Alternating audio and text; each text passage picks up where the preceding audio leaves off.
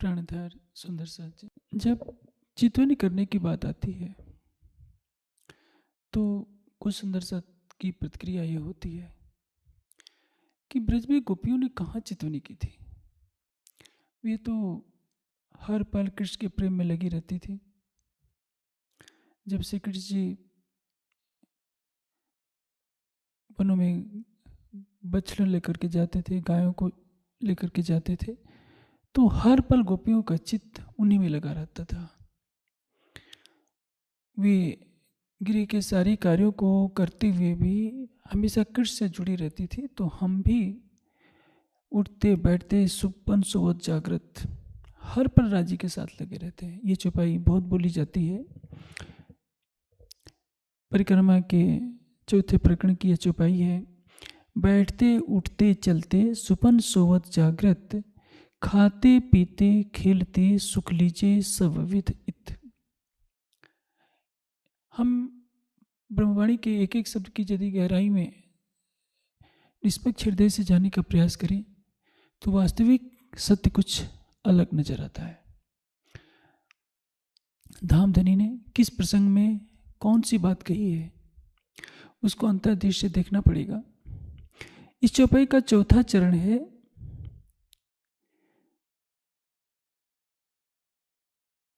कि खाते पीते खेलते सुख लीजिए सब विध इत।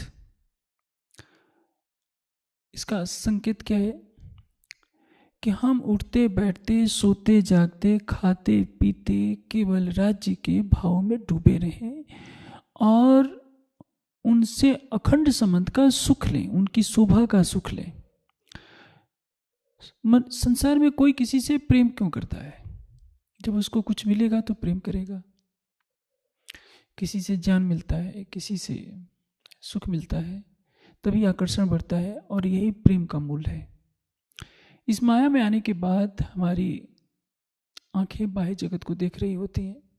बाहरी आंखें अंतर्दृष्टि खुलनी होती है जब हमारा जीव विरह की कसौटी पर अपने को खरा सिद्ध कर लेता है। तो तारतम्य ज्ञान का प्रकाश जब हमारे हृदय में आता है तो हम चितवनी की तरफ मुड़ते हैं कि नहीं, इस संसार में कोई सार है तो केवल राज्य का प्रेम।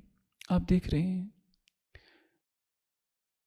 आजकल कैसी महामारी चल रही है, जगह जगह चिताएं धो धो करके जल रही है, चीख पुकार मची हुई है। किसी हॉस्पिटल में जाइए तो कोई इधर रो रहा है, कोई उधर रो रहा है। तब लगता है कि संसार सचमुच दुखमयी है। इसके पहले क्या था? किसी शादी विवाह में हम जाते थे तो कुछ लोग मस्ती में नाच रहे होते हैं, उसको देखकर लगता है कि संसार क्या कितना सुखमयी है। यौवन का उन्माद होता है, धन का आकर्षण अलग होता है, सुख सुविधाओं की जब भरमार दिखती है तो लगता है कि संसार बहुत मोहक है, इसमें रस ही रस है, इसी में रहते रहे हमेशा। लेकिन जब चारों तरफ चिताएं जल रही हों, लोग बिलख बिलख कर छाती पीट कर रो रही हो, तो क्या लगता है कि हम कैसे संसार में आ गए हैं? प्रश्न ये होता है कि क्या संसार बनाया ही ना जाए? संसार तो बनेगा। ब्रह्म सृष्टि इस संसार से चली जाएगी तब भी सृष्टि पुनः बनेगी, पुनः लय होगी। ये जब तक अक्षरातीत है तब तक अक्षर ब्रह्म है, और जब तक अक्षर ब्रह्म है तब तक आदि नारायण का प्रकटन होता रहेगा मोह सागर में। यह अनंत सृष्टि बनती रहेगी, पुनः लय होती रहेगी। यह चक्र अनादिकाल से चल रहा है और चलता रहेगा।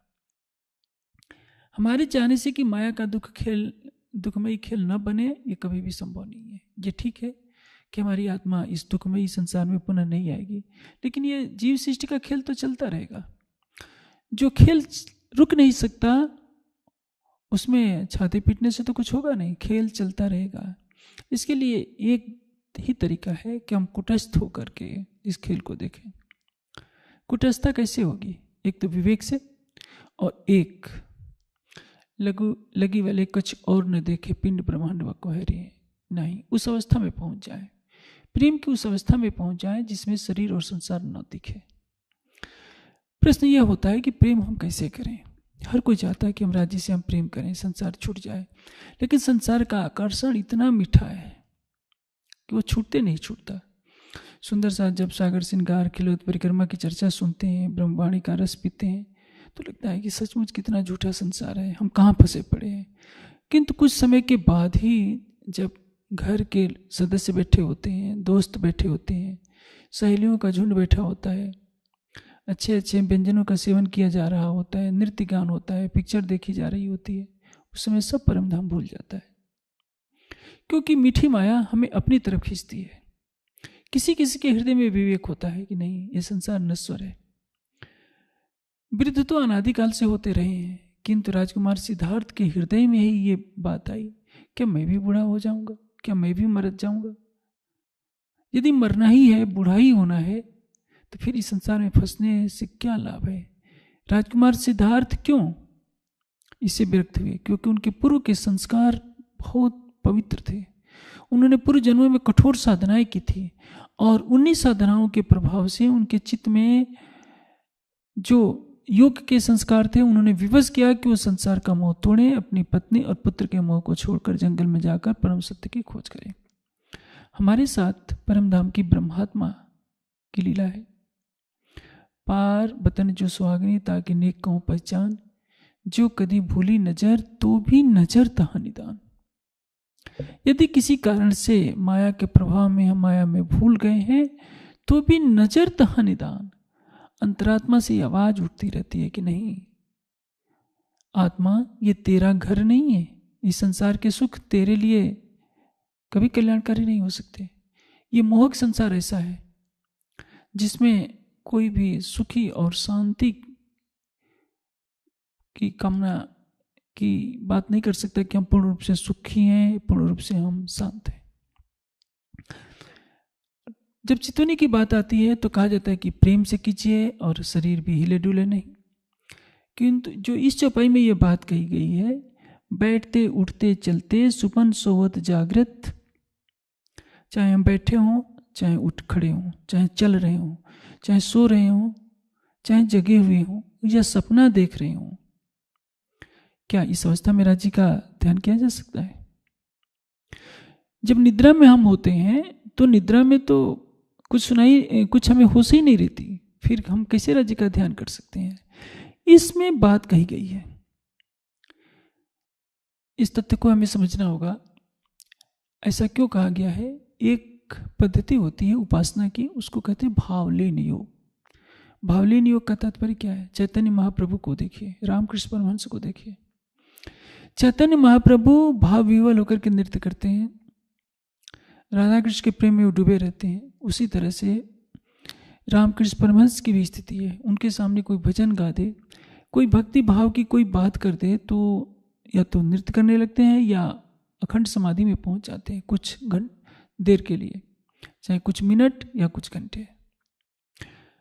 उनके मन में कोई संसार की वार्ता नहीं थी। एक स्थिति ऐसी आती है जब हम 1 घंटा ध्यान करते हैं, 2 घंटे करते हैं, 3 या 4 घंटे करते हैं, शेष जीवन में राज्य से हमारा ध्यान हटा रहता है।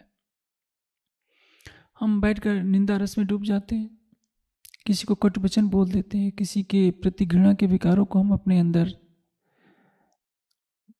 बहुत सरलता से प्रवेश करने की कोशिश करते हैं।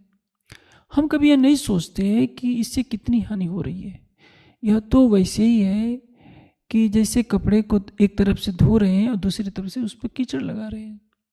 चितवनी में जितनी देर तक हमारा मन राज्य के चरणों में लगा, उनके प्रेम में डूबा, उसके बाद के 20 घंटों में हमने क्या किया? यदि किसी की वार्ता करते समय हम किसी की निंदा करके खुश हो रहे हैं, किसी के प्रति घृणा के विकारों को प्रकट कर रहे हैं, किसी का अनिष्ट चिंतन कर रहे हैं और विषय विकारों में डूब जा रहे हैं कि चलो उतने देर तक तो हमने चितवनी किया, अब संसार का भी आनंद ले लें, तो ये जो विषय भोग हमने किया, किसी के प्रति राग द्वेष की बातें की, घृणा के विकारों को अपने में स्थान दे दिया, तो ये तो अमिट हो गए। पुनः इनको हटाने के लिए हमें कल और साधना करनी पड़ेगी। इसलिए ये बात ऐसे है जैसे एक कृषक अपने खेत में पानी से सिंचाई कर रहा हो, नाली में पानी जा रहा है और नाली में कई जगह यदि टूटन आ जाती है तो पानी कई जगह बह जाता है और फसल तक पहुंच नहीं पाता है। उसी तरह से यदि हम एक तरफ चितवनी करते रहें, शेष जो पूरे दिन का समय है निंदा में, घृणा में, राग द्वेष में व्यतीत करें, अपने अंदर कड़वाहट पैदा करें, तो क्या होगा? हमारी कितनी आध्यात्मिक क्षति हो रही है इसका आकलन हम नहीं कर सकते। इसलिए मनुष्य ने यह विधान बनाया है कि उठते बैठते सोते जागते, अब प्रश्न यह है कि सोते समय कैसे करें? सोने से पहले यदि आप चितवनी करके सोते हैं, मैंने कई बार कहा है, जब आप रात को सोने जाइए तो कितना भी थके हों, 5 मिनट तो आप अपने प्राणेश्वर को अपने हृदय मंदिर में देख सकते हैं। यदि आप थके न हों तो 1 घंटा ध्यान कर लीजिए, कुछ कम थके हों तो आधे घंटे कर लीजिए, बहुत ज़्यादा थके हैं तो 5 मिनट में, बैठने की सामर्थ्य नहीं है तो लेटे लेटे भी पहले राज्य को अपने हृदय मंदिर में देखिए और उसके बाद सो जाइए। इन बंद आंखों को खोलिए नहीं, किसी और को न देखिए। तो देखिए, आपने रात्रि में, संभव है गहरी निद्रा में आप पड़े होंगे, आपके अवचेतन में तो राज्य श्यामा जी ही रहेंगे। यदि निद्रा कच्ची रहेगी, स्वप्न की स्थिति होगी, तो भी राज्य का ध्यान करके सोए हैं तो सपने में राज्य ही आएंगे। आप 2-3 घंटे ध्यान किए और गंदी पिक्चर देखिए रात के सोते समय, या किसी की निंदा करके सोए, किसी से झगड़ा करके सोए, तो आपके अवचेतन में क्या रहेगा? वही माया के संस्कार बसे रहेंगे। परिणाम क्या होगा? आपकी आध्यात्मिक प्रगति रुक जाया करेगी। इसलिए ये बहुत बड़ी महौषधि है भावलीनता की साधना करना, कि हमारे मन में संसार की वार्ता कभी आए ही नहीं। मैं ये नहीं कहता कि आप सबसे मुंह फेर लीजिए, राज्य देश की चिंता मत कीजिए, समाज की चिंता न कीजिए, आप कीजिए, लेकिन समाज के सुधार की चिंता कीजिए, राष्ट्र की उन्नति के लिए क्या करना है आप इसकी चिंता कीजिए। आप किसी व्यक्ति को लक्ष्य करके घृणा की बातें न कीजिए कि वह व्यक्ति ऐसा है, उस व्यक्ति में ऐसे दोष हैं, केवल एक मैं अच्छा हूँ, ऐसा करेंगे तो क्या होगा? नुकसान आपका होगा। सबसे ज़्यादा नुकसान आप अपना कर रहे हैं। किसी की निंदा करके आप उसका अहित तो कर रहे हैं, लेकिन उससे कई गुना अहित आप कर रहे हैं यदि आप अध्यात्म पथ के पथिक हैं तो। क्योंकि बुराई करते करते आपके अंदर वही बुराई के संस्कार घुस जा रहे हैं जिसको आप चितवनी में हटाने का प्रयास करते हैं। अब संस्कार का तात्पर्य क्या होता है? कर्मस्य बीजः इति संस्कारः। संस्कार का तात्पर्य वे किए हुए कार्य का बीज। आपने पूर्व जन्म में शराब पी है तो इस जन्म में आपके चित्त के अंदर वो संस्कार बना हुआ है कि शराब पी जाती है। जैसे गाय है, गाय ने अपने जीवन में कभी मांस नहीं खाया तो इस योनि में उसके चित्त में मांस खाने का संस्कार नहीं रहेगा। भले ही इसके पूर्व किसी हिंसक प्राणी की योनि में जब उसका जीव रहा होगा तो उसका संस्कार चल रहा होगा, लेकिन वो दबा हुआ है। उसी तरह से इस तन में जब हमें तारतम वाणी का प्रकाश मिल गया है तो हमें आंख मूंद कर एक बात माननी होगी, चाहे हम उठ रहे हों, बैठ रहे हों, चल रहे हों, सो रहे हों या जगे हुए हों, भोजन कर रहे हों, जल पी रहे हों या क्रीड़ा कर रहे हों, हमारे अंदर एक भावना होनी चाहिए युगल स्वरूप की, अखंड भावना। जैसे ब्रज की गोपियों ने किया था। ब्रज की गोपियों के साथ एक स्थिति ये थी कि उस समय उन्हें परम धाम का ध्यान नहीं करना था।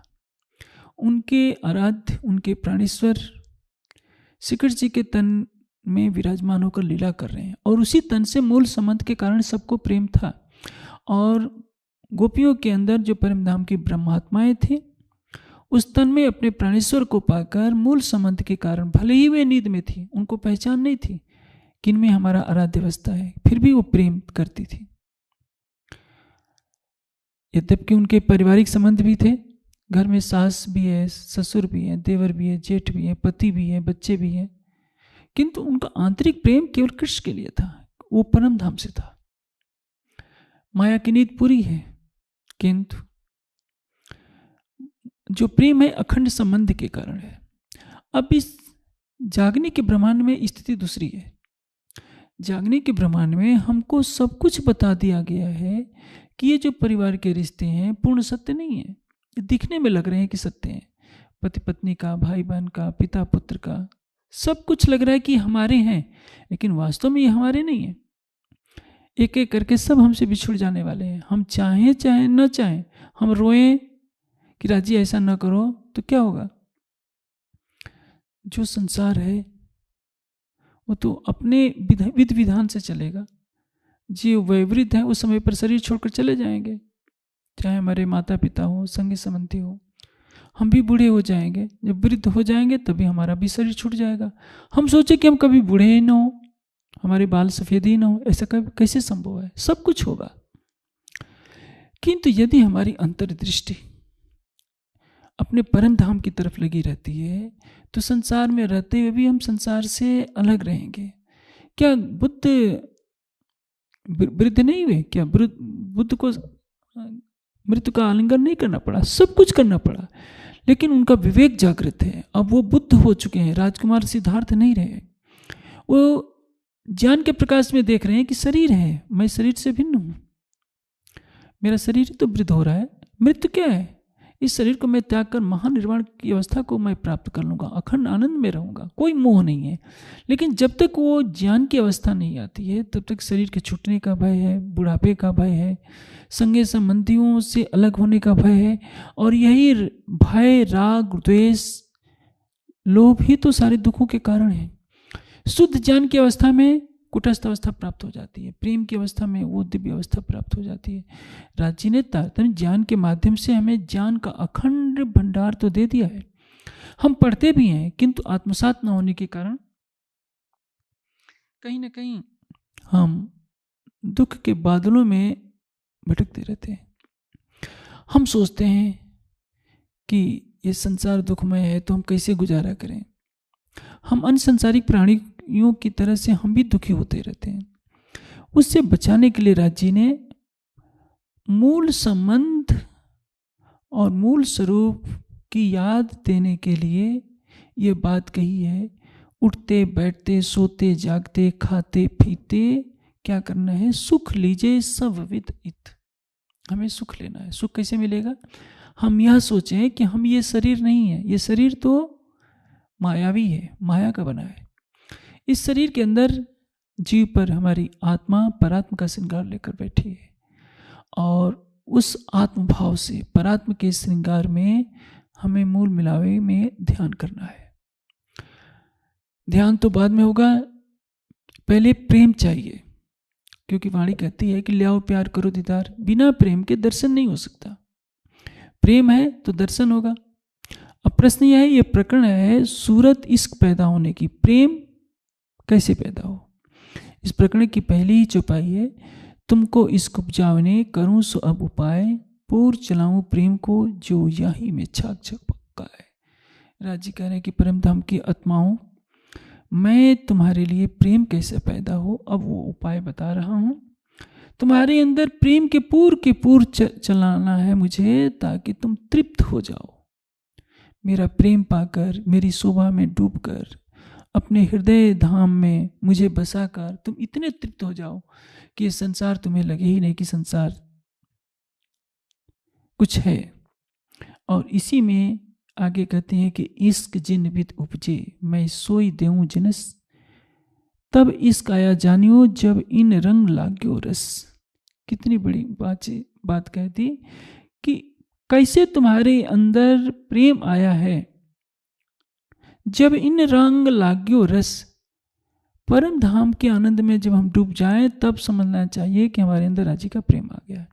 अभी तो क्या है, हम केवल थोड़े नाच कूद लेते हैं, कुछ थोड़ी देर आंखें बंद कर लेते हैं तो सबको सुनाते फिरते हैं। आपको पता है हमें राज्य से इश्क हो गया है।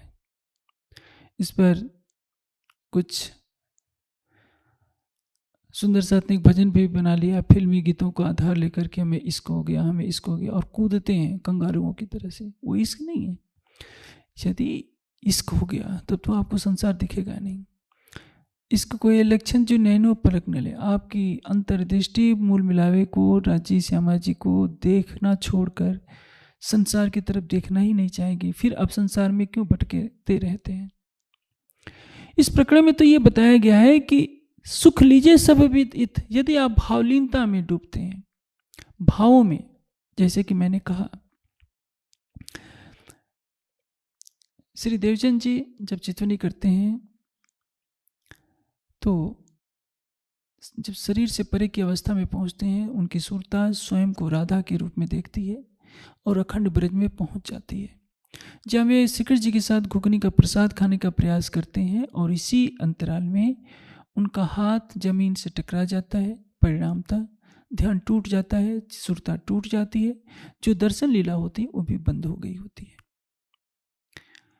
यहां जो कहा जा रहा है कि बिना हिले डुले बैठना है, किंतु उपरोक्त चौपाई में कहा गया कि बैठते, सोते, जागते, चलते, फिरते, खाते हमेशा भावलीनता में रहिए। भावलीनता का तात्पर्य क्या है? उन भावों में डूबे रहना। जैसे गोपियां कृष्ण के वन में चले जाने के बाद उनके भावों में ही खोई रहती थी। गाय का दूध दूह रही है तो उनको दूध कम दिख रहा है, वो कृष्ण के भावों में खोई हैं। भोजन बना रही हैं तो उनके मन में कृष्ण है। कुछ भी कर रही हैं, हंस रही हैं, बोल रही हैं, सब चलने के अंदर में कृष्ण बैठे हैं। इसको एक दृष्टांत से समझ ले सकते हैं हम। जैसे हमारा कोई संबंधी आजकल हॉस्पिटल में हो, राजी ना करें किसी को जाना पड़े, लेकिन जाना तो पड़ ही रहा है। हॉस्पिटल में जब कोई हमारा संबंधी जाता है तो हम घर भोजन भी कर रहे होते हैं तो हमारा मन उसकी तरफ ही अटका होता है। हम सोच रहे होते हैं कि कुछ अनिष्ट ना हो जाए, कुछ अशुभ सूचना ना आ जाए। नहाने जाते हैं तो भी हमें चैन नहीं आता। सोने जाते हैं, आंखों में नींद नहीं, करवट भी बदलते हैं तो लगता है कि कुछ अशुभ ना हो जाए, राजी बचाए रखना। क्यों? क्योंकि हमारा उससे व्यक्तिगत लगाव है। ये बात सुंदर साथ को अपने हृदय में बसा लेनी होगी कि आप 1 घंटे चितवनी करते हैं तो शेष समय संसार में मत भूलिए। आप भावलीन योग की तरफ मुड़िए। आप सोने जाइए तो केवल राज्य को याद करके सो जाइए। उसके बाद किसी को मत देखिए। आंखें खोलिए तो किसी को देखने से पहले अपने मन में आप अपने हृदय मंदिर में युगल स्वरूप को बसा लीजिए। आपके होठों से कोई शब्द निकले तो राज्य श्यामा जी को पुकारने वाले शब्द निकले। मेरे प्राणेश्वर, मेरे हृदयेश्वर, मेरे धाम हृदय में आइए। आप उठते ही किसी पर चीखना शुरू मत कर दीजिए, किसी की निंदा न शुरू कर दीजिए। आप सारे घर में तूफान मचा देंगे अपने कटु वचनों से तो क्या होगा? इसका सबसे दुष्परिणाम आपको भोगना पड़ता है। आप ये नहीं सोचते हैं कि जितनी ऊंचाई पर आप वृक्ष पर चढ़े हैं उससे ज्यादा नीचे फिर उतर गए हैं, तो 2-3 घंटे की चितवनी भी बर्बाद हो जा रही है। आप हर पल अपने को प्रेममयी बनाइए, उठते बैठते सोते जागते। गोपियों ने जो किया, जो रामकृष्ण परमहंस ने किया, जो चैतन्य महाप्रभु ने किया, उस भावलीन योग में अपने को डुबा दीजिए कि हम परम धाम के 25 पक्षों में घूम रहे हैं। आप सोचिए, जब आप अपने किसी संबंधी के साथ, मित्र हो, भाई हो, बहन हो, पति हो, पत्नी हो, किसी सुंदर स्थान पर गए होते हैं तो उसकी स्मृतियां आपके हृदय में बसी होती हैं। तो क्या आपकी स्मृति अब वो कार्य नहीं कर रही है? कुछ वर्ष पूर्व राधा सीरियल दिखाया गया था। उसमें एक बहुत ऊंची बात दिखाई गई थी कि राधा को अपनी स्मृति नहीं है कि मैं गोलोक की हूं। आप उसे अपने ऊपर घटित कीजिए। आपको भी तो ये स्मृति यह नहीं रह गई है कि आप यमुना जी में राजी के साथ जल क्रीड़ा करते थे। आपको यह स्मृति नहीं है कि फूल बाग, नूर बाग में आप उनके साथ टहलते थे, पश्चिम के चौगान में आप उनके साथ खेलते थे, हौज कोसर के टापू महल की आकाशी पर आप उनके साथ क्रीड़ा करते हैं, या माणिक पहाड़ के झूलों में आप उनके साथ झूला झूलते हैं। ये सारी बातें आपकी स्मृतियों में नहीं है। आपकी स्मृति में ये संसार है, क्योंकि ये संसार स्वप्न में ही है और आपको ये पता भी नहीं है कि आपके परम धाम के हैं। आपका सारा विश्वास समाप्त हो चुका है क्योंकि स्मृति में कुछ है ही नहीं। जैसे ब्रज में सभी गोपियां राधा सहित जिसमें श्यामा जी की आत्मा है, परम धाम की स्मृति को भुला बैठी है। इस जागनी ब्रह्मांड में आपकी उस स्मृति को तरोताजा करने के लिए तो सागर है, श्रृंगार है, परिक्रमा है। और इसका अनुशीलन कर आप परम धाम के 25 पक्षों में हर पल राज्य के साथ आप अपने को आत्मसात कीजिए। आप राज्य को एक देवता क्यों बना बैठे हैं? राज्य श्यामा जी को कोई देवी देवता मत बनाइए कि साष्टांग मत्था टेकना है, ये चढ़ाना है, बागे चढ़ाने हैं। ये तो देवी देवताओं की उपासना है। आप अपना हृदय क्यों नहीं दे देते? 1 लाख का बागा चढ़ाने से अच्छा है आप अपना हृदय ही सारा दे दीजिए उनको, और अपना हृदय उन्हें सौंप कर उठते बैठते सोते जागते उनके मुखारबिंद की शोभा को निहारा कीजिए। यदि आप ऐसा कर लेते हैं तो आपके लिए एक अलग मस्ती रहेगी। आप सोचिए, आप घृणा से किसी के बारे में सोचते हैं, जैसे जैसे आपके विचार गहन होते जाते हैं आपके मन में आक्रोश पैदा होता है जो क्रोध का रूप ले लेता है। क्रोध में आप चीखते हैं, फिर आपका माधुरी भाव कहाँ गया? प्रेम के लिए तो कोमल हृदय चाहिए, फूल की कली से भी कोमल, जिसमें सुगंधी सुगंध आती हो। आपने अपने प्रेम की सुगंधी को नष्ट कर दिया, चीख चिल्लाकर, घृणा के विकारों को अपने अंदर भर करके। किंतु यदि आप भावलीनता में डूब गए, उठते बैठते सोते जागते केवल राज्य राज्य, तो क्या होगा? आपको एक राज्य से एक तादात्म्य होने का एक सुख मिलेगा। जैसे मैं आपको एक दृष्टांत देता हूं। मीरा को लगता है कि मेरा कृष्ण हर पल मेरे साथ है, यद्यपि वो बाह्य आंखों से दिखाई नहीं दे रहा है। मीरा संतों के बीच में बैठी है और राजकुल की मर्यादा को भी भूल जाती है। वो एक ही बात जानती है कि मैं तो सांवरे की रंगराजी, मैं तो केवल अपने कृष्ण के प्रेम में डूबी हुई हूं। पग घुघुर बात मीरा नाची, सूली ऊपर सेज पिया की सोवन की निबध हुए। वो यही मानती है। उसको संत महात्मा सामने बैठे हुए नहीं दिखाई दे रहे हैं, उसको संसार नहीं दिख रहा है, केवल कृष्ण का प्रेम ही उसको दिखाई दे रहा है। चैतन्य महाप्रभु को ये दिखाई नहीं दे रहा है कि मैं घोर वन में जा रहा हूं और मेरे सामने सिंह है। उनको सब तरफ केवल राधा कृष्ण ही दिखाई दे रहे हैं। इन महापुरुषों ने हमारे लिए एक चुनौती खड़ी कर दी है कि हमारे पास तारतम्य ज्ञान का प्रकाश नहीं। हम भावलीनता में इतने डूब जाते हैं। परम धाम के ब्रह्मणियों, आप लोग तो परम धाम से साक्षात आए हो। सागर श्रृंगार खिलवत परिक्रमा की एक एक चौपाई में डूबने वाले हो, और आप लोग बैठ बैठ कर निंदा रस में इतने डूब जाते हैं। दूसरे को छोटा बनाना, अपने को बड़ा कहना, चीखना चिल्लाना, क्या यही आपका कर्तव्य है? आप अनमोल समय को किधर गंवा रहे हो? आपकी उम्र तो बीती जा रही है। यदि हमें ये ज्ञान मिल जाता तो हम आपको बता देते कि प्रेम में कैसे डूबा जाता है। आप सोचिए, जो बड़े बड़े हठ योगी होते हैं, एक बार के आसन लगाए हुए 10-10 घंटे बैठ लेते हैं, और हम सुंदर साथ 1 घंटे में 2 घंटे में कहते हैं कि दर्द हो रहा है, अब नहीं बैठा जाता। आखिर हम ही तो हैं जो पिक्चर 3 घंटे बैठ कर लगातार देख सकते हैं, 3 घंटे बैठकर लगातार दूसरे की निंदा कर सकते हैं। लड़ने झगड़ने के लिए हमारे पास कहाँ से शक्ति आ जाती है? राधा स्वामी को देखिए, लाखों लोग उनमें ध्यान कर रहे हैं, और हमारा सुंदर साथ केवल नवधा भक्ति में डूबा जा रहा है। वो नहीं सोच रहा है कि हमें क्या करना होगा। आप उन ऋषि मुनियों को देखिए जो एक एक बार की समाधि लगाए कई कई दिन बैठे रहते थे। हम सुंदर साथ के लिए तो कहा जा रहा है कि 1 घंटे भी बिना हिले डुले बैठने का अभ्यास कीजिए।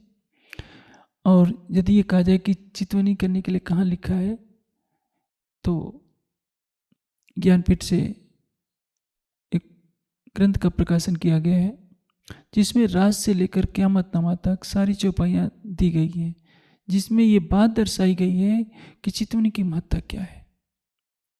अभी तक में एक चौपाई पढ़ते हैं, तहाँ चितवनी धाम की करत है सबको।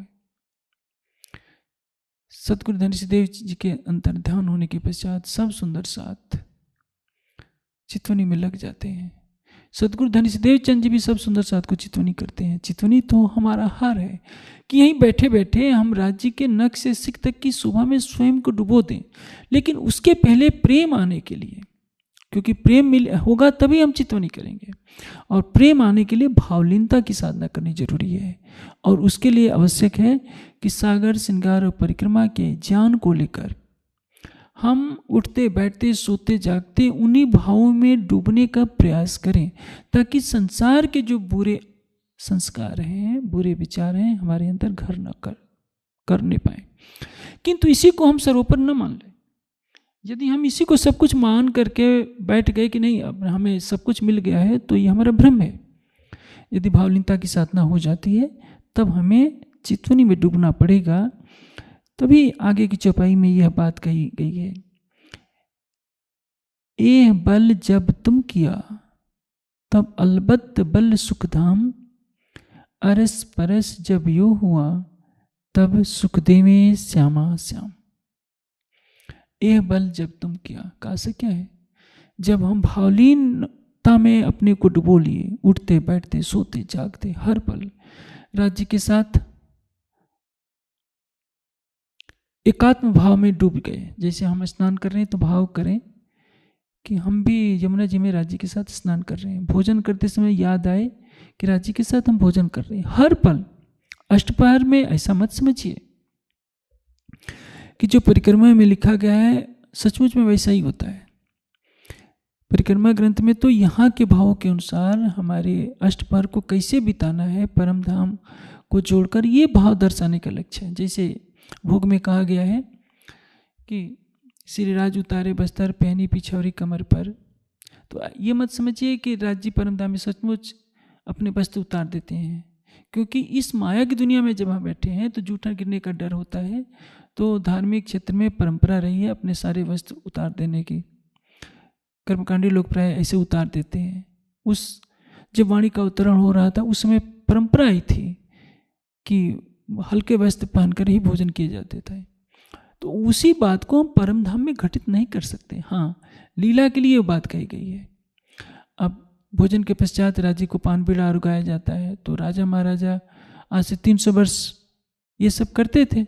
उसी भावों के अनुसार वर्णन किया गया है कि भोजन के पश्चात राज्य को भी पाना रुकाया जाता है। सचमुच क्या, जो सच्चिदानंद परब्रह्म है वो पान के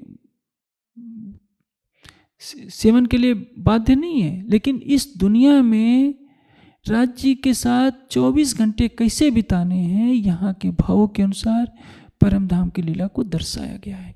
ऐसा उद्देश्य क्या है कि हम किसी भी तरह से एक पल भी अपने को राज्य से अलग न करें। यदि हम ऐसा कर लेते हैं, ऐसे भावों में डूब जाते हैं, तो राज्य से हमारा ऐसा प्रेम हो जाएगा कि उनके बिना रहा नहीं जाएगा। जैसे मीरा का हाल था।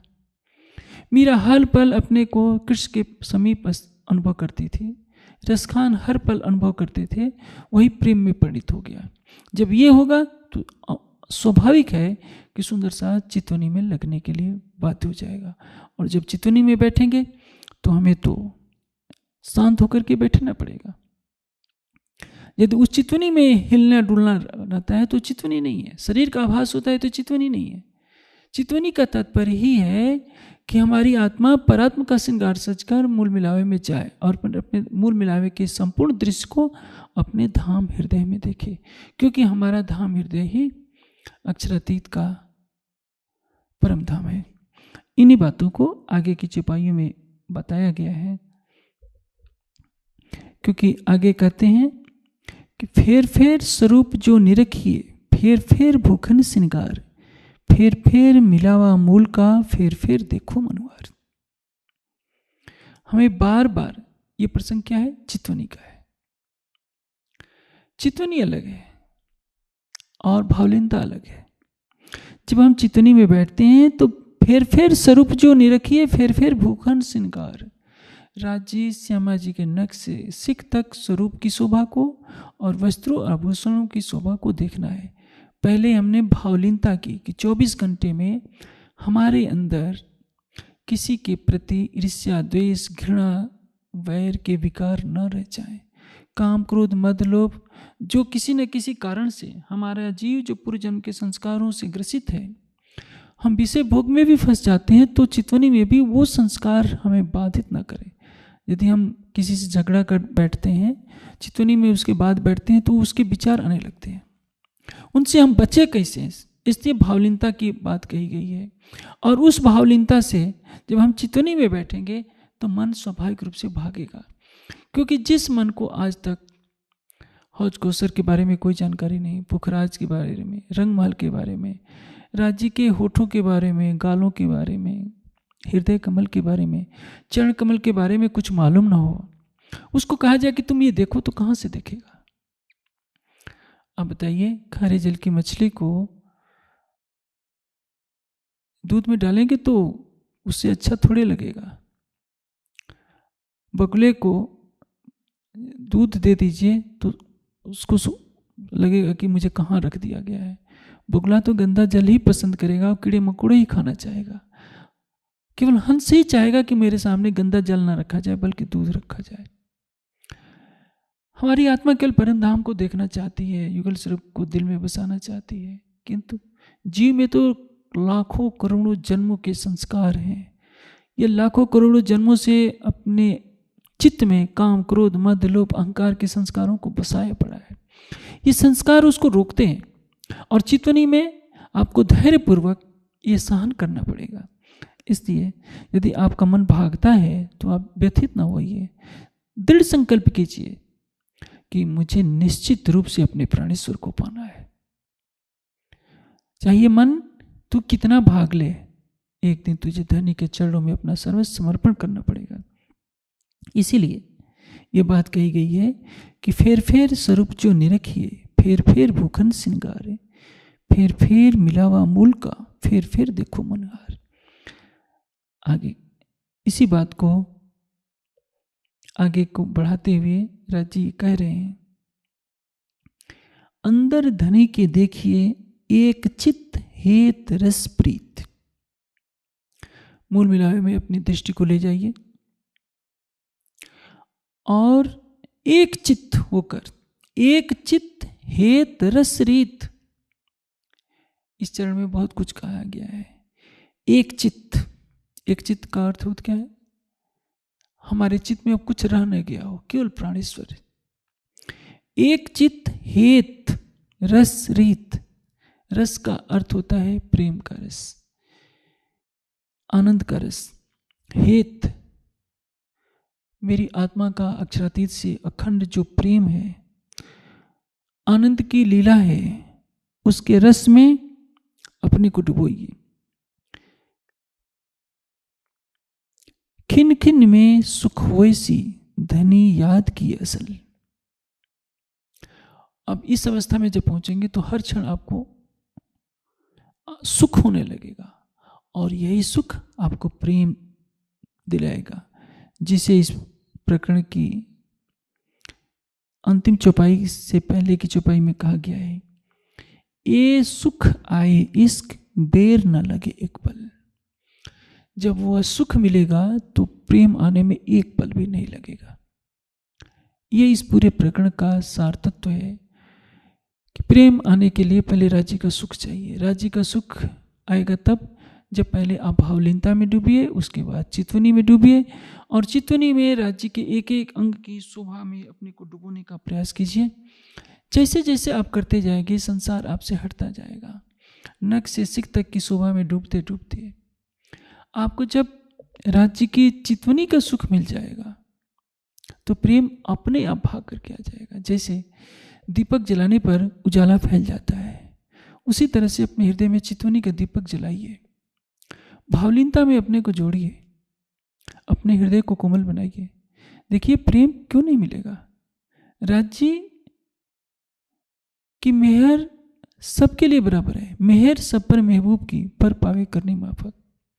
ऐसा मत कहिए कि राज्य इसको तो प्रेम दे देते हैं, हमको नहीं देते। जो महामती को अवसर दिया गया था वही अवसर आपके लिए भी छठे दिन की लीला में है। लेकिन हमारा दुर्भाग्य है कि हमारा जीव शुष्क है, कठोर हृदय का है। वो भावलीनता की महत्ता को नहीं समझता। वो वाणी के ज्ञान का आधार बनाकर चितवनी में अपने को डुबोना नहीं चाहता, तो वो हफ्से वाला विरह कहाँ से आएगा हमारे अंदर। इंद्रावती जी ने तो कहा है कि मैं वशीकरण मंत्र भी बता रही हूँ और राज्य में दावा करती हूँ कि जैसे मैं आपको बस में कर चुकी हूँ वैसा कोई नहीं करेगा। केवल मैं ही हूँ, क्योंकि मुझे विश्वास है कि मैंने स्वयं को आपके ऊपर लुटा दिया है। हम लुटाना नहीं जानते हैं स्वयं को, हम तो कुछ मन्नत मांगना चाहते हैं। व्यापार बागे चढ़ाया तो व्यापार, 5,000 रुपये देकर के पाठ रखा है तो व्यापार, तारतम महामंत्र का 1,00,000 जप किए तो व्यापार। इससे क्या होगा? आप अपना हृदय ही नहीं क्यों नहीं देना चाहते? आप अपने हृदय को राज्य के हृदय से अलग क्यों मानते हैं? पहली बात तो ये, आप अपने स्वयं को राज्य से अलग कैसे मानते हैं? जब आप और राज्य एक ही अंग अंगी हैं तो मांगते किससे हैं? क्या मांगते हैं? मांगना तो वही होता है जहां दूसरा होता है, दूसरे से मांगा जाता है। अपने से क्या मांगा जाएगा? स्वयं को तो लुटाया जाता है, ये लुटाना ही तो प्रेम है, और इसके लिए कोई तैयार नहीं होता। हम कुछ मांगना चाहते हैं कि संसार में सुंदर साथ में हमारी शोहरत हो जाए, यही तो हम चाहते हैं। ज्ञान में हमारे जैसा कोई ना रहे, सभी लगे कि परमहंसों में हम सर्वोपरि हैं। ये यश की तो कामना है, इसलिए तो कुछ ना कुछ मांग बैठते हैं। आप अपने हृदय दे दीजिए, फिर जो आनंद का सागर है, न तो वो गूंगा है, न बहरा है, न अंधा है। आप जितना सोच सकते हैं उससे ज़्यादा उसकी अंतर्दृष्टि देख रही है कि कल को क्या होना है, वो स्वयं करेगा, क्योंकि वो आपका प्राणेश्वर है और आप स्वयं उसकी प्राणेश्वरी आत्मा है। क्या फिर अपने मूल संबंध को भी तो ध्यान में रखिए। वही बात कह रहे हैं, ये सुख आए इसके बेर न लगे एक पल। यदि भावलीनता में डूबकर मूल संबंध से अपना भाव रखकर हम चितवनी करते हैं, तो चितवनी के उन पलों में वहाँ की शोभा, वहाँ की लीला को आत्मसात करते करते जब सुख आएगा तो प्रेम आएगा, और प्रेम के जब आंसू आएंगे, प्रेम के रस में हमारी आत्मा डूबेगी, तो उसी पल राज्य का दीदार हो जाएगा। दीदार होने के बाद आप हकीकत के दृश्य भी अपने हृदय धाम में अपने प्राणेश्वर को जी भर करके देखते रहेंगे। अब आपके लिए अवसर मिलेगा कि किस तरह से आप स्वयं को मिटाकर मार्फत का दरवाज़ा खोलते हैं, उनके धाम हृदय में प्रवेश कर उनके धाम के सारे सागरों को माप सकते हैं। लेकिन ये तो छठे दिन की लीला में सुंदर साथ को करना चाहिए, और मैं सोचता हूँ यदि सुंदर साथ ने हंसते हुए ये काम नहीं किया तो रो रो कर तो करना ही पड़ेगा, क्योंकि संसार के जीवों को तो क्षमा हो सकती है, आपके लिए क्षमा नहीं है। आप आए हैं संसार में डूबने के लिए नहीं, संसार को देखने के लिए आए हैं। संसार को देखिए, कुटस्थ होकर के देखिए। जब आज से 1,96,00,00,000 वर्ष पहले वेद का अवतरण हुआ तो उसमें लिख दिया गया, तेन तक्तेन भुंजिता मां गृधा कस्य धनम। परमात्मा ने जो भी दिया है उसका त्याग पूर्वक भोग करो। लेकिन हम तो त्याग करने को तैयार नहीं होते, हम सोचते हैं कि हमारा है। और आप जो धन की सेवा करते हैं तो सोचते हैं कि हमने राज्य को दे दिया, जैसे बहुत बड़ा आसान कर दिया। आपके पास 1 करोड़ रुपये होते हैं, राज्य के नाम पर 1,00,000 देते हैं, तो क्या भाव होता है? जैसे कि आप धन के मालिक हो गए और सर्वशक्तिमान को आप 1,00,000 दे करके बहुत बड़ा आसान कर रहे हैं। आप भूल जाते हैं कि जिस पृथ्वी पर कितने टनों सोना होगा, हीरे मोती होंगे, ऐसी अनंत पृथ्वियाँ उस अक्षरातीत के सतअंग के इशारे से पल में बनती हैं और लय को प्राप्त हो जाती हैं। इस पृथ्वी का अस्तित्व तो समुद्र में एक बुलबुले के समान भी नहीं है, और उसमें हमारा तन पैदा हुआ है। हम राज्य के लिए कुछ सेवा करते हैं, चाहे धन की सेवा हो, तन की सेवा हो, तो अहंग लेकर के बैठ जाते हैं। सुंदर साथ, ये बहुत बड़ी भूल है। आप जो भी कर रहे हैं अपना सौभाग्य समझिए कि आपको सेवा का अवसर मिल रहा है। आपका तन, आपका मन, आपका धन वस्तुतः आपका नहीं है। इसे अपने प्राणेश्वर को दीजिए, ब्रह्मवाणी को फैलाइए, सबके हृदय में उस प्राणवल्लभ की शोभा को बसाइए, और इसके लिए आवश्यक है कि सुंदर साथ नवता भक्ति का मार्ग छोड़ें और सागर श्रृंगार परिक्रमा का आधार लेकर भावलीनता से अपने को जोड़े, भावलीनता की साधना करके पुनः चितवनी के पद पर अग्रसर हो, नख से सिक तक युगल स्वरूप की शोभा को हृदय में आत्मसात करे तो निश्चित है कि उसके हृदय में प्रेम आएगा। लाओ प्यार करो दीदार का कथन यहाँ पूर्ण होगा। बिना प्रेम के चितवनी से आपको दर्शन नहीं हो सकता। यदि आपका हृदय कठोर बना हुआ है, घृणा के भाव से भरा हुआ है, राग द्वेष के भाव से भरा हुआ है, तो कैसे आपके हृदय में प्रीतम की छवि बसेगी? प्रेम लाइए। प्रेम कहाँ मिलेगा? चितवनी से। चितवनी से पहले आप भावलीनता में डूबिए। जैसे गोपियां कृष्ण को हर पल अपने साथ अनुभव करती थी, आप भी राज्य को अपने साथ हर पल अनुभव कीजिए। आप दूरी क्यों बनाए हैं? आप भय की दीवार को हटा दीजिए। आप देखिए, जब आप अपने ऑफिस में बैठते हैं तो एक आपका अधीनस्थ कर्मचारी डरता कांपता आता है कि साहब बैठे हैं, पता नहीं निकाल कब दें। लेकिन आपका बच्चा आपके सामने आता है तो दौड़ते हुए आता है, आपसे गले लिपट जाता है, भले ही वह धूल से भरा हो, क्योंकि वो आपसे प्रेम करता है, उसको आपसे भय नहीं होता। उसी तरह से आप कर्मचारी न बनिए, आप तो अक्षरातीत की अर्धांगिनी है। आप उससे प्रेम कीजिए, भयभीत होने की कोई आवश्यकता नहीं है। आप जीव भाव की दृष्टि हटाइए, अपने अंदर आत्मभाव पैदा कीजिए और उन्हीं भाव में राज्य से प्रेम कीजिए। आप मंत्र जपने के लिए नहीं आए हैं, कर्मकांड में फंसने के लिए नहीं आए हैं। आप अपने प्राणेश्वर को प्रेम की दृष्टि से देखिए और चितवनी में संलग्न हो जाइए। इस प्रकरण की अंतिम चौपाई सब कुछ कह देती है। मैं जो दई तुम्हें सिखापन, ये कौन कह रहा है? महामती जी के द्वारा कहलवाया जा रहा है। मैं जो दई तुम्हें सिखापन, सो लीजो दिल दे। आप दिल देकर मेरी इस सिखापन को ग्रहण कीजिए। श्री महामत कहें ब्रह्मशिष्ट को, सखी जीवन हमारा है।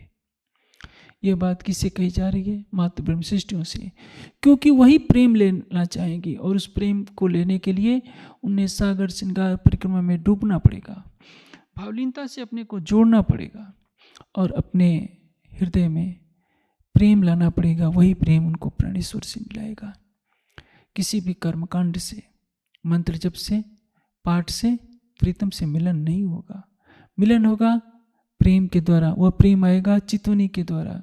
चितवनी से पूर्व आपको भावलीनता में डूबना पड़ेगा और भावलीनता तभी आएगी जब आप एकात्म भावना में डूबेंगे कि हम और राज्य अनादिकाल से परमधाम में रहते आए हैं, हम उनके अंग अंगी हैं, हम उनके हृदय हैं और सबके हृदय के मूल वही हैं। हमारे प्रेम के मूल वही हैं, आनंद के मूल वही हैं। और सच तो यह है कि मार्फत के दृष्टि से हम और वो एक ही हैं। इस संसार में लीला रूप में हम स्वयं को अलग के रूप में देख रहे हैं।